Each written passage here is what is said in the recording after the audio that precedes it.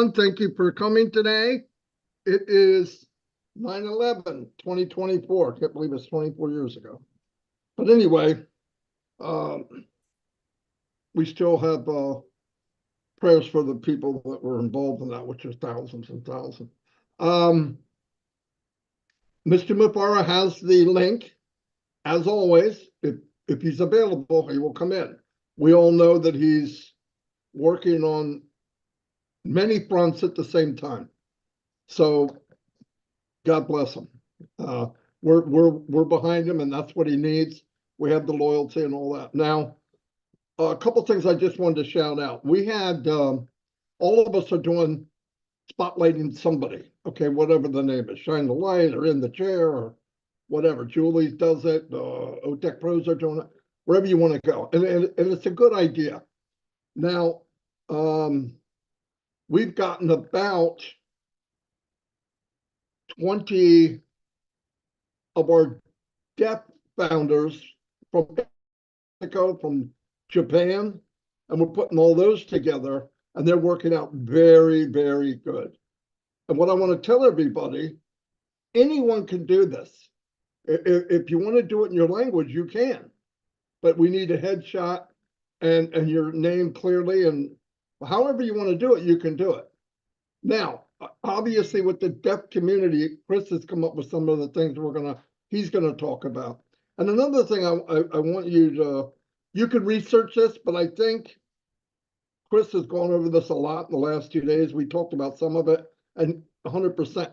When you look at Onpassive, and you think, oh my God, look at all the stuff that happens. All the other companies that we know of, Apple,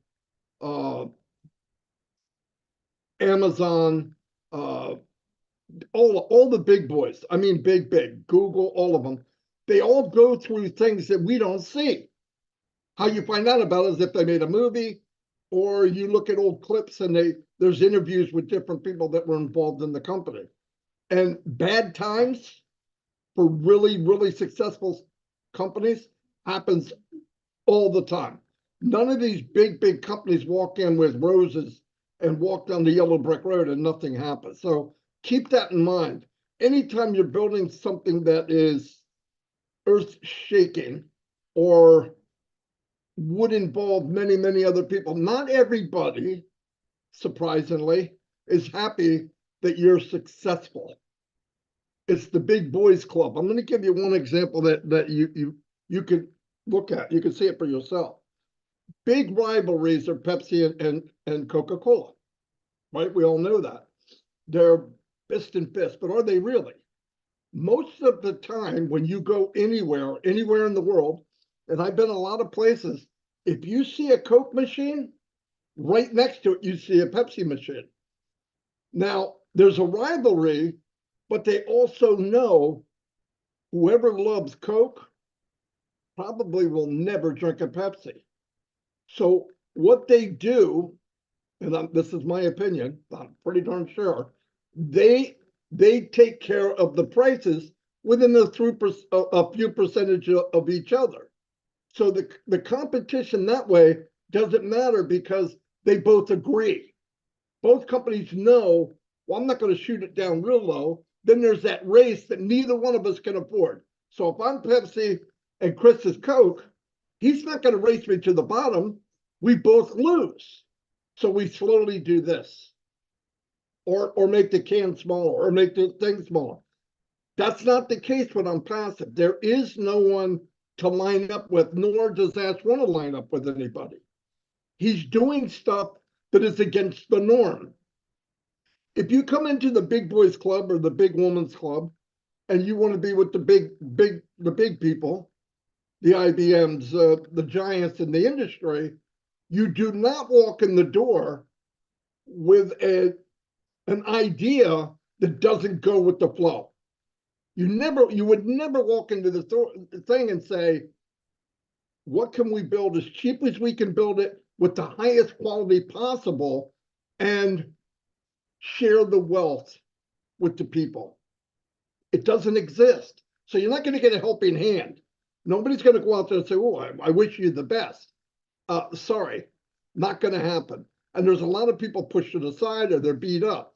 The other thing with Onpassive that we need to focus or realize during this whole phase of Onpassive, from the thought to out in the open and what we've seen, if you look at it like a house, Onpassive is this big house, the whole side of the building is glass. We see people getting dressed. We see the mistakes. We've lived with things that happen. We've lived with things that are really bad.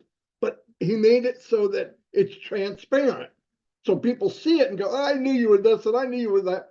You don't see it with Apple. We didn't see the phone. We didn't see IBM computer until it came out. We didn't see it during the journey while it was being built and the screen wouldn't work right, or the buttons didn't work right, or some kind of encrypted thing came out backwards, and every time you try to use it, it won't work. And I'm seeing that today. So let's remember that. What we're going to happens to everyone. Does it happen at this extreme and short amount of time?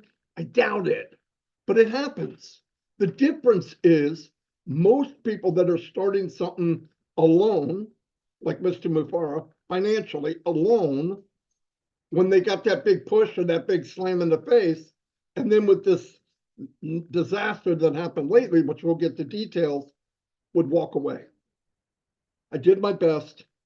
No matter what happened, cut off at the knees. I'm done. I'm bleeding out. I can't. He never, ever said that. And no matter how bad it got, the smoke's coming, the fire, who walks out of it? Mr. Mufara. So I'm very proud to be part of that. I know a lot of you are. This isn't my opinion. I'm not better or think more than anybody else. No way. I've met so many people, especially in Shine the Light. People love this company. They know that Mr. Mufara has done so much for them, more than anybody else on the planet, more than anybody in my family he's done for. And the potential is so big to me because I wiped the crap off my eyes and look at what we've done. I'm looking at a CEO that cares about us. His biggest day, him and his wife, you know what he said? Is when people started to get paid. Last September, before the crumble and fall and whatever, which now might even have been something that was not quite right. Okay, we'll find out later. But the point is, that was his biggest day. It wasn't that the company made X amount of millions of dollars. Never. It was that people were starting to make money. This is what he wanted. This is the blessing. This is where we can take care of ourselves, in turn, start taking care of others. That was his biggest day. He said it a couple of weeks ago. If it wasn't 3 weeks ago, I'm not sure. But anyway, I just want to say, because everything's crystal clear, bad things are very clear. Good things are very clear. But let's make something very clear. Mr. Mufara is here, do or die. We're not going anywhere. He's working for us harder than we work for ourselves. Many of you, I'm happy to call you friends and family. You all care. We're all together. There's a few people that need a little bit more boy or caressing or whatever you want to call it. And that's okay. We can do that. But never look down to what's going on. Be proud that during these bad times, Mr. Mufara is still there. His wife is still there. His family's still there. And all I'm asked to do is walk behind him, knowing that I'm going somewhere that will change my life forever and my family's life. Really. And I want you to keep in mind all these little gadgets and shiny crystal balls going around. There was one not too long ago. I haven't heard about it in 2 weeks. You could buy that script at eBay. I'll tell you what, I could buy that script at eBay, go out and market at 35 cents a lead and make thousands of dollars a month, rip everybody off, shut the thing down. My name is Boris Karloff, or whatever my name is. You could hide all that. You could even hide your IP address. Make some money, walk away and do it again. That's what some people do. So if you hear, get in, pay one time, you're going to make $1 million. It's a lie. It won't work. It doesn't even make sense. No calculator in the world can say, give me 50 and you're going to get paid forever. So we're going to take money out and give it to you forever, and nobody else is paying. It's not brain surgery. Think about it. Anyway, I'm going to turn it over to Red, and let's get the fire started. Thanks very much, Marty. Hi, Chris. You're looking particularly sharp today. Dapper. Suit, haircut, dapper. Unlike myself and Marty. But anyway, there you go. Good words, Marty, as always. You really do bring a lot of inspiration for all of us to the table when we listen to you, and some very wise words indeed. Okay, so let's update you. A couple of things actually have been happening over the last 7 days since we spoke to you last on 360. The first one was for those that noticed, and we did publicize it out, that the onpassive.com website had gone down. And it was a bit of a strange one, really, because the www.onpassive.com wasn't accessible. Okay. But you could get to it using the HTTPS // that worked. Now, I did a little bit of Google searching for it, and it was all to do from what Google was saying, that if you saw the HTTPS but you didn't see the www part of the website, it was all to do with the SSL security part of your domain for that web address. Obviously, we did escalate this to our CEO, Ash Mufareh, and we had a message back saying, yes, they're working in that area. And sure as eggs is eggs, a couple of days went past and it was all back up and running, and there was no problem whatsoever. So that was happened. That happened, I think, Friday through till about Sunday or Monday of this week. Also, been getting some reports that your OES app on Android has changed slightly. This means they're working in that area as well. Certainly on Apple iPhone, you just get the flashing icon of your OES and it doesn't go any further. On Android, it actually goes now to the login page, but it won't go any further from there. So things have moved a little bit on that, haven't they? That's happened over the last week. But as always, guys, you know, we are waiting for the metaphoric doors to open once again. And I'm going to reiterate time and time again, until we're told differently from our CEO, that when the doors open, it does not mean that we are going to be earning money from day one when they open. It means that the site is back open. We have access to our data and the applications that are in the OES. Obviously, we wait to hear from our CEO and he will update us when we need to. Now, Marty's been talking about a lot of things about other companies, etc. And he actually has got a really good point here, and one that was brought up by our CEO, Ash Mufareh. And that was, these other companies that he was talking about have had ample time over the last 6 years to develop what we are doing, right? They've had their spies in the camps. They know what's going on. They've been following Onpassive for all of this period of time, and they have got the know-how technology to do what we are doing in Onpassive. So you ask yourself this question, why aren't they doing it? Now, is it because what we're doing is not going to work? Is it because the products and services that we develop aren't that good? Is it because they haven't got the time? None of that is the answer. The pure and simple answer is money. They look at what we're doing. Don't forget, all these companies, they have shareholders, they have directors, they have owners. And the number one important thing that all of these companies look at is profit. Is there enough profit in us developing what we are and then putting it out? And the short answer is no. They can't see how there is enough profit for them to do what we are doing. So why are we doing this? Why is Onpassive doing something that others aren't?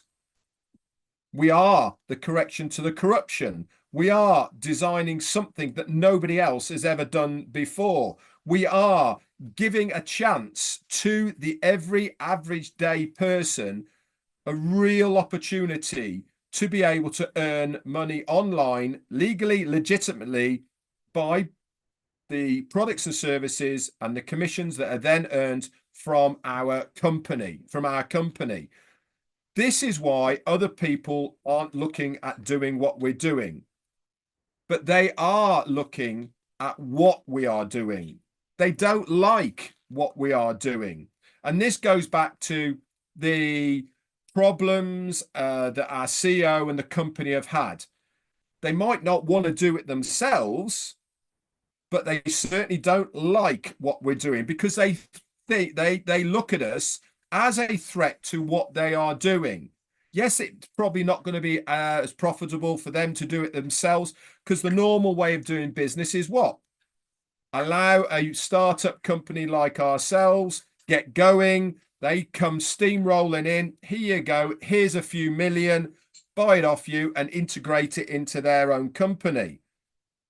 We haven't got shareholders. We haven't got financial backers. We haven't got that. It is one person who is running the whole show.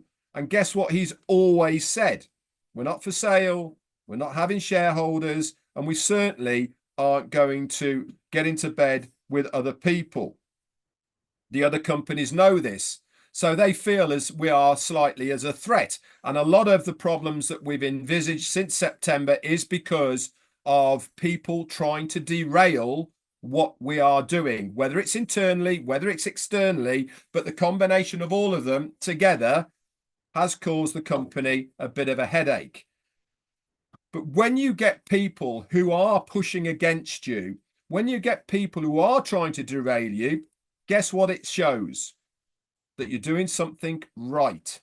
You're doing something that they are not happy about. And that is good news for all of us. It means that we're in the right area. We're in the right ballpark doing what we're doing because they don't like it. And when people don't like it, it means that they feel that we are a threat to what they are existing at the moment. We're not in a threat to them as ourselves. We're not looking to threaten anybody. We're looking to be able to produce what we are and give the customer the choice. And that is the difference. We are going to be a clean, ethical company that gives the user the choice to use us if they want to. We're not going to push people. We're not going to coerce people, not like a lot of people do. Okay? We are going to be completely upfront and totally above board with what we're doing. Anyway, I thought I'd put that into the mix. Over to you, Chris. Oh, very good, Red. Very good, Marty. I love you both. You're both looking dapper. Nice one, Marty. Like about the pressure. Let me start off. I got a few things I want to say. I'll try to say them quick. Number one, happy birthday, whoever has a birthday today. Absolutely. I have 3 individuals that's on my brain today for prayers, and I know there's a lot more, but we'd be here for 16 hours with all the prayers that I do on a daily basis. Robin Noble, Julie Pierre's daughter, Chloe, and Pat Parent. I'd ask that you put them in your prayers today. They're going through some issues right now, and they need some prayers. Once again, Marty mentioned it 24 years ago, 9/11. Knew exactly where I was that day, and sometimes I just want to forget it. Now, I want to explain something to you about, we were just having this discussion before we got on here. Marty was saying some stuff. I said, I think I got the answer. So number one, to the deaf community out there, woo, baby. You guys are rocking it. Mexico, Japan. And I got a lot of people saying, well, Chris, we don't know what they're saying. I don't know sign language, or they're speaking in a different sign language. Well, I got the answer for you all. Anywhere in this world, I can go to church in any language, and I know exactly what I'm going there for. Okay. We had a lot of Mexicans come on today and yesterday, and a few Japan and North Americans, and they're all speaking in a different sign language. Okay. Why we're doing Shining of the Light is so they could connect to their communities. Now get this one. You're going to love this one.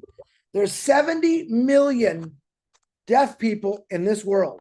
That's 1% of the people's population.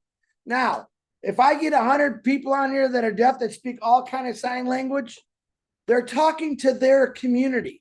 They're not talking to us. We already know about them. This is what I was trying to explain before we get on here. Now, we want to recognize everyone. I don't care what your language is, whether it's Hindi, Bengali, Germany, France, whatever it is, you speak your language because we want you to reach out to your community and your country. Now, if you want to put words on there so maybe we can see what you're saying, that's great. But you don't have to. Send us a short video, 20 minutes or less. A lot of them are doing them in 5, 6 minutes, 10 minutes, and we're getting them out. You can use those to share to your community, which is, imagine 70 million deaf people in this world. And I don't know, we got 1,000 or so or more deaf founders in Onpassive. Guess who you're going to connect to my deaf founders out there? 70 million people out there that are going to be looking for Onpassive. Why? Because they are going to need it, especially in today's times. So that's what we're doing. I have a lot of calls the last couple of days. I don't know what they're saying. Their community knows exactly what they're saying. They're talking about Onpassive. They're talking about their gratitude to the Ashmafar and his family and what Onpassive is all about. So I hope that one helped you out a little bit, Marty. Yeah, he's not going to agree with me, never does. But no, now let me go into my other thing here. Now, most of you know I try to tell you true stories. I do tell you true stories. And I try to talk a little bit my situations, or I study things. Well, the last few days I have studied Mark Zuckerberg and Facebook. And I want to tell you a few things if you don't know. Now, yeah, you could go on YouTube and find these things, but I thought it was very interesting. Now, regardless how much you like or dislike Mark Zuckerberg, he's one smart dude. 19 years old, he figured a lot of things out, but he didn't really quite know what he was doing. And he did things, some of the things were wrong, but he just kept going. Now, 2 years after he started the Facebook, which that's what it was back then, Yahoo offered him $1 billion to sell him. $1 billion. And he said, no. He told him no. I think he was 19 or between 19 and 21. He told him no. Now, how many of you would you say would turn that down? He turned it down. And it gets better than that. MTV, which I've never heard, I just found this out watching an interview. MTV, a little while later, offered him $1.5 billion to buy the Facebook. Now, the gentleman that was from MTV invited him, or Mark Zuckerberg invited him to his apartment. He brings him over there, modest. They actually go on the roof of the apartment and they have a talk. And he says, listen, we want to offer you $1.5 billion for your company. And Zuckerberg says, it's worth a lot more than that. And the guy looked at him and then this guy is just crazy. And what he said was, you've seen my apartment. I don't need that kind of money. That's not why I'm doing this. His main objective was to connect people to the world at ease, right? Now, everyone knows everyone's got a Facebook. People love Facebook, people hate it. Either way, he came up with ideas in Facebook that people said, no way it won't work. The news feed, one of his biggest things. And you have no idea the flack he had against that. But see, then he was very successful. He was doing great. And this is the funny part. The first offer, when Yahoo offered him $1 billion, his management team said, you take the money, you crazy. 1 year after that, they all quit. They all quit. His whole team, the whole management team just left. This guy's a nut job. He turned all this money down. And he said, I don't think that I communicated good enough to my manager team of what I really wanted to do with Facebook, the Facebook at the time, which made a lot of sense to me. In other words, he had a vision of what he really wanted, and he didn't want anyone to do it. So when the guy asked him, you're not going to sell it? He goes, no, I don't need the money. You see how I live. And you wouldn't take Facebook where I want to take it. You wouldn't take Facebook where I want to take it. And I thought this is cool. Now you can watch these on YouTube. I'm pretty spot on what I'm saying. But I thought, man, how cool is that? Then what happened? And I'm going to give you a little heads up. About a month before Facebook got in trouble, Ash Mafara told us all on a webinar. A month before, you guys probably ain't going to believe me, your Facebook's going to be in a lot of trouble. Now, back then, way back then, there was no laws on data. No one really knew what data was. And Zuckerberg did, and he took full advantage of it. He knew how much data would be, and he got away for it for a long time until, you know, the government came in and the senators and start complaining. He knew there was some things that he didn't do right.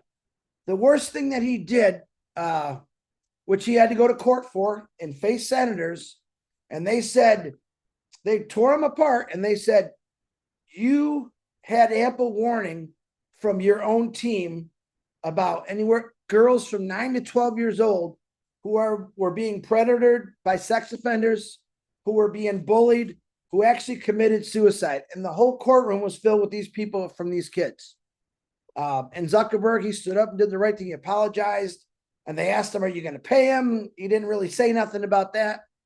But he knew that there was a lot of things that he needed to fix. And why am I telling you all this? Because Ash Mafara is not your average guy. Ash Mafara studied this stuff for a very long time of what is good and what is bad. All right. He's seen and he knew before Facebook hit the courtroom of what was going on. And I'm sure he's saying we can never let that happen in Onpassive. People have to be protected. What did he do? He comes out with O-Verify, where everyone knows in Facebook, you can have 1 million accounts and they don't even have to be you. Anyone can get on there, whether you're a sexual predator or a scammer. To this day, Facebook still has scams. Buy this for cheap, people pay it, and you can't contact them anymore. That's still happening today, which I can't stand. I actually talked to Ash about that 1.5 years ago. He explained some things to me. This is what's not going to happen in Onpassive, okay? O-Verify lets everyone know who you are. You're not going to be able to come in with a fake name. You're not going to be able to hide in a basement or in your closet trying to predator little kids, okay? Ash Mafara's got young kids himself. He wants your kids, my kids, everyone's kids, your grandkids to be protected when they go online. He wants them to go online because there's so many things you can learn online. But he also wants them to be safe. So when he came out with their O-Verify, I loved it.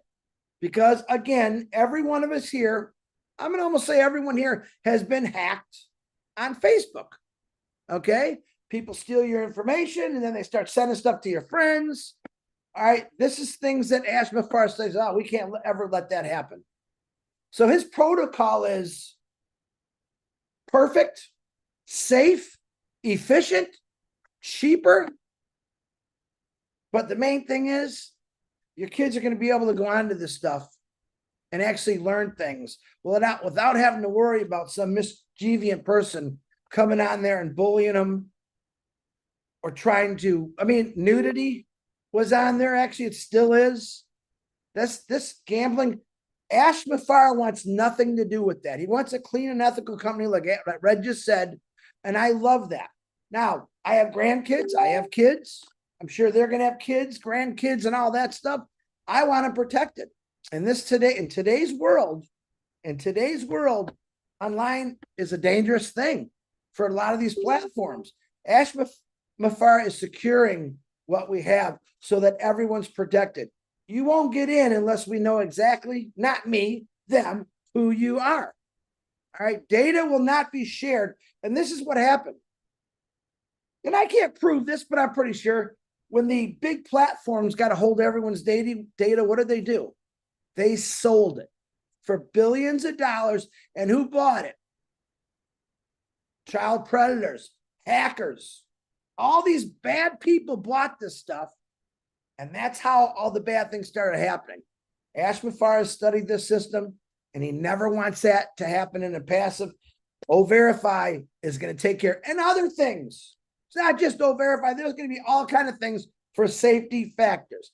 And I absolutely love that about Onpassive, just for the protection of me, my finances. How many times have your bank's been ripped off? Every 2 years, someone steals money out of my account. No idea. Well, someone sold them my information somewhere and they hacked into my account.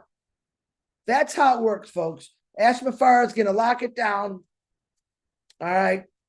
The biggest, strongest walls you've ever seen where people cannot come in and distract your life, disrupt your life, steal from you, harm your kids. Welcome to Onpassive.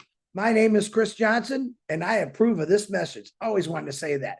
Marty Red, back to you. That's all I have. Chris, absolutely amazing. Marty's got a few technical problems at the moment. He's trying to get back on and off, but he's having a few problems. Amazing, Chris. Really, really good. Made a lot of sense to me. And it's funny, Ashley, you were talking about Mark Zuckerberg and the ups and downs, and I've listened to what you're talking about as well and seen it. It was interesting. He first started out and he made a system, didn't he, for the college he was at. That's how he first started. It was just a chat forum at his college, and it sort of expanded from that. But it isn't amazing that he didn't sell out for all of that sort of money. And when you're 19, 20, and back there, and someone says, just take $1 billion, you'll be okay. I mean, it takes a very special person to be able to turn that down because they know what is coming as far as that product is concerned. And it sort of mirrors a little bit, doesn't it, of what our CEO says on many, many occasions. And when he says to us, you don't know what is going to happen. I know because I see the big picture. You guys don't. And I'm sure he's had people approach him already for Onpassive. And if you remember, I think it was either the last webinar he was on or the one before that, he was talking about data, and he really made a big emphasis, didn't he, on how much data is worth right now. You know, it really is worth an awful lot of money. And I think I've told you this story before, haven't I, of a friend of ours. In fact, it's my niece's husband now. He works for Expedia, and he is a data analysis or a data something. I can't even remember what the proper terminology is, but he's a procurement officer. So in other words, he's this guy who goes around companies like us purchasing data for Expedia. And he was telling, I had this story a couple of years ago about Onpassive, and he asked me how many members are there in Onpassive, and at the time it was just founders, and I said, roughly about 1.5 million. And he said to me, do you know how much that data is worth? He said, literally is worth millions of dollars. And now we've got much more data than that because of the customer base as well. So really, really interesting, Chris. I loved it. I thought it made a huge amount of sense to me. And it really does mirror a lot of, I feel, what Ash Mufara is thinking in his own mind as well. It's not about the money. It's about the need of what we are doing. The same as Mark Zuckerberg saw the need in Facebook for people out there. And like you say, you love it or hate it. It is certainly a platform that is used by literally billions of people because they need it. It's the way that they communicate. Anyway, Chris, you are the host. I'm going to pass it back to you. I'm the host. Well, everyone, Ash can't get out of these meetings. I don't think he has to apologize for that. I'm not sure when he's going to come on next, but you never know. So stay plugged in and keep dreaming. Okay, keep dreaming. As soon as he gets out of meetings and we can find some more information out, we'll be the first ones to put it out. Please like and subscribe to all of our YouTube channels, everyone that's airing on this right now. Get on them all, because when we have something big to say, We put it out on all, I think it's 17 or 20 YouTube channels. So like and subscribe to all of them. It don't cost you nothing. Plus you're getting the greatest information about Onpassive, period. So everyone, thank you for being here. I think Marty's having technical difficulties and he missed my great speech and he texted me, you just better be good. He put the pressure. And don't forget, on Friday, I'm going to be in the chair. I don't know why, but I'll be in the chair. Yeah, Chris is in the chair on Friday, and he's already told me we need a part 2. Deaf community, keep doing what you're doing. I know you can see the words on the bottom. Anyone out there, I don't care if you're Vietnamese, German, French, put it in your language, send us a quick video, and we will get it out there, and you could talk to your community in your language. I love every one of you. God bless. Red, good seeing you, bro. I'll talk to you later. And you, my friend. Bye.